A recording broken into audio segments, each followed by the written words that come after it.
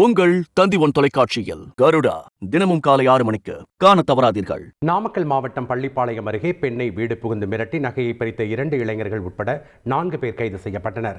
அன்னை சத்யா நகரில் மல்லிகா என்பவர் கணவரை பிரிந்து தனியாக வசித்து வரும் நிலையில் அவரது பக்கத்து வீட்டில் வசிக்கும் மணிமேகலை, ஐஸ்வர்யா ஆகியோர் மல்லிகா வீட்டில் கொள்ளையடிக்க திட்டம் தீட்டினர்.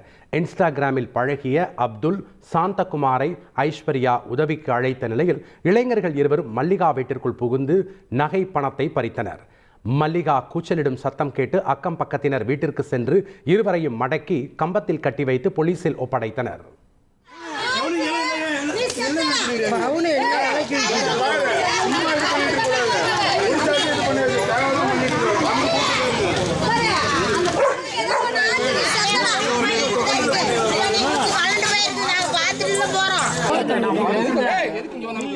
உங்கள் தந்தி ஒன் தொலைக்காட்சியில் கருடா தினமும் காலை 6 மணிக்கு காண தவறாதீர்கள்.